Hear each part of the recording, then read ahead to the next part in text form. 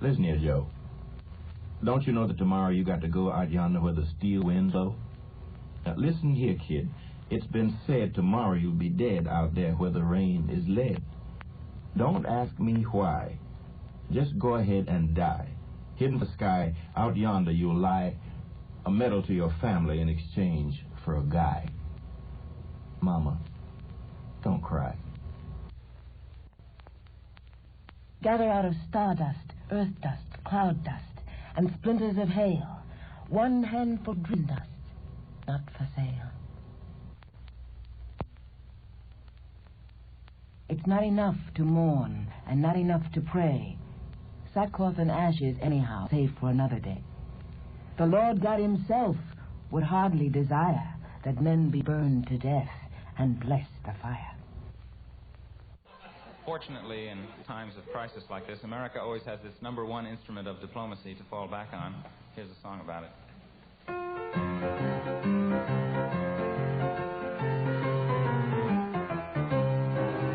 When someone makes a move of which we don't approve, who is it that always intervenes?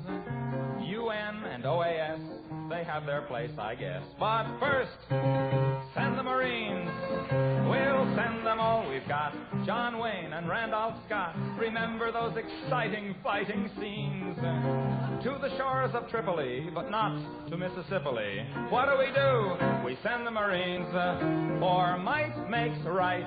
Until they've seen the light, they've got to be protected, all their rights respected, till somebody we like can be elected. Members of the Corps all hate the thought of war. They'd rather kill them off by peaceful means. Stop calling it aggression. Ooh, we hate that expression. We only want the world to know that we support the status quo. They love us everywhere we go, so when in doubt, send the Marines. This year we've been celebrating the 100th anniversary of the Civil War and the 50th anniversary of the beginning of World War I and the 20th anniversary of the end of World War II. So all in all, it's been a good year for the war buffs. And a number of LPs and television specials have come out capitalizing on all this nostalgia with particular emphasis on the songs of the various wars. I feel that if any songs are going to come out of World War III, we better start writing them now. I have one here. You might call it a bit of pre-nostalgia. This is the song that some of the boys sang as they went bravely off to World War III.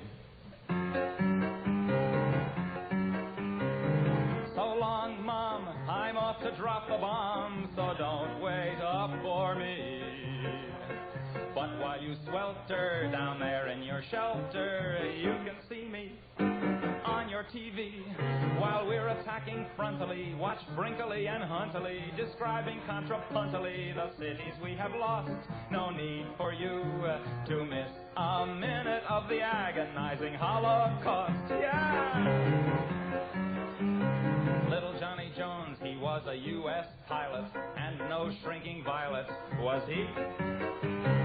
He was mighty proud when World War III was declared. He wasn't scared, no siree. And this is what he said on his way to Armageddon. So long, Mom, I'm off to drop the bomb, so don't wait up for me. But though I may roam, I'll come back to my home, although it may be a pile of debris. Remember, Mommy, I'm off to get a commie, so send me a salami and try to smile somehow. I'll look for you when the war is over, an hour and a half from now. One of the big news items of the past year concerned the fact that China, which we call Red China, exploded a nuclear bomb, which we called a device.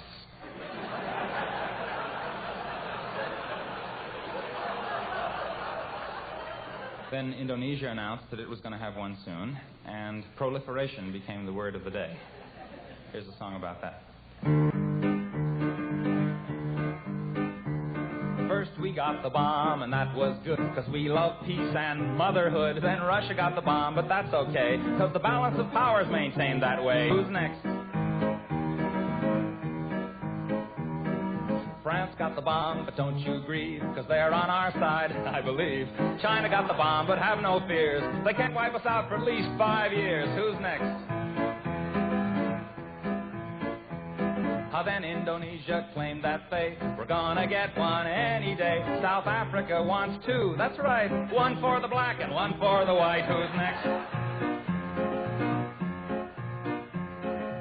Egypt's gonna get one too, just to use on you know who. So Israel's getting tense. Once when in self-defense, the Lord's our shepherd, says the psalm. But just in case, we better get a bomb. Who's the next? Luxembourg is next to go, and who knows, maybe Monaco. We'll try to stay serene and calm when Alabama gets the bomb. Who's next? Who's next? Who's next? Who's next?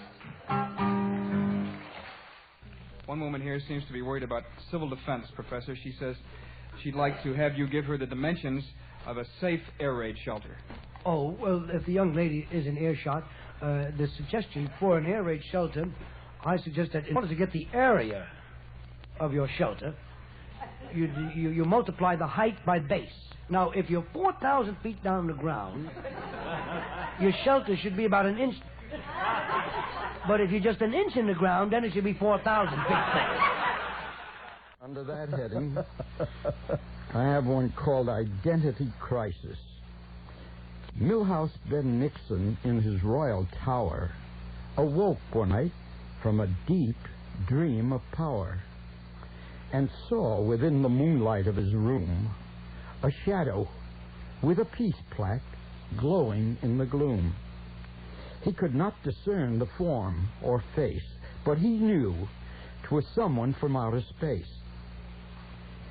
Some long-haired peacenik, some pinko poet. The weird beard tells it, and the peace words show it.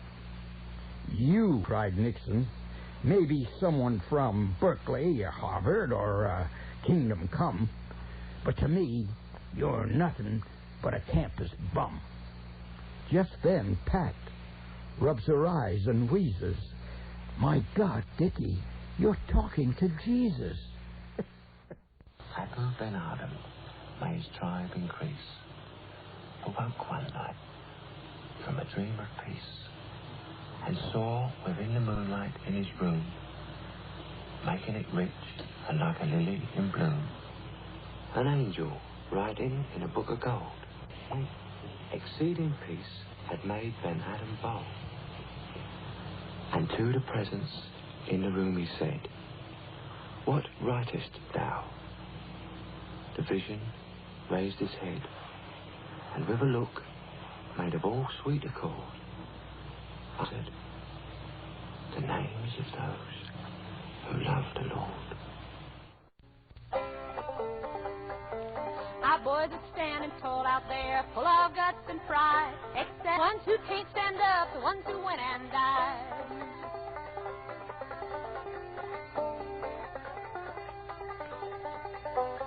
I knew a guy was crazy keen to have a piece of land. Now he's got 6 feet of earth in far off Vietnam. Poor wayfaring stranger rambling through the town. Transport sent him overseas and laid that poor boy down. Our boys are standing tall and proud, and some are lying flat. The honored guest at barbecues where only worms get fat.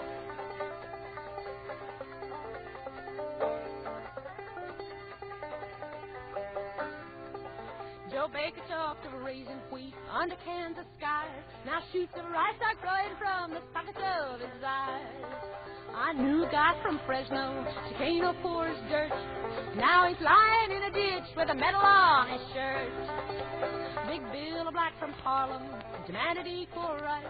He got him when they buried him with a half a dozen whites. Our boys are standing tall and proud, sons of Uncle Sam, bringing an American way of life to backward Vietnam.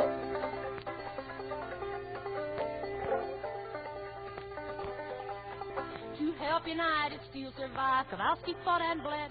The shareholders are doing fine, but Joe Kowalski's dead.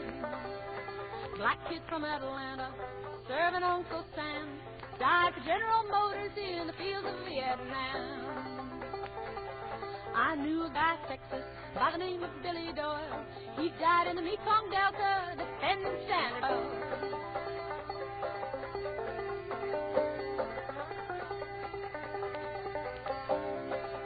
The white man drafts the black man to fight the yellow guy. To the dead man's land he stole way back in the by and by. Our boys are standing tall and proud and piling up the dead.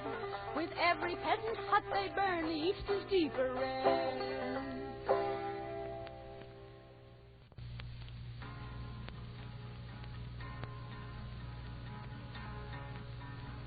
Disk of sun in the belching smoke, blazing huts where children choke, burning flesh and blackened blood, charred and blistered like smoldering wood. Oh brother, did you weep? Oh brother, can you sleep? Walleye in the wounded night, touching poison fields with light, showing a ditch where a dead girl lies, courted by ants and hungry flies. Oh brother, did you weep? Oh brother, can you sleep? Scream of pain on the morning breeze, thunder of bombs in the grove of trees, hymn of rubble and powdered stone, anguished flesh and splintered bone. Oh brother, did you weep? Oh brother, can you sleep? Programmed war efficiency teams, punch cards fed to thinking machines, computer death and the murder plan, total destruction of Vietnam. Oh brother, have you got no shame? Oh Jesus, the killing in my name. Let me pull one or two examples out of my recent book of poems, Rhymes for the Irreverent. We've licked pneumonia and TB and plagues that used to mock us. We've got virus on the run. The smallpox cannot pock us. We found the antibodies for the staphylostreptococcus. But oh, the universal curse from Cuba to Korea, that bug of bugs that bugs us still and begs for panacea. Oh, who will find the antidote for pentagonorrhea?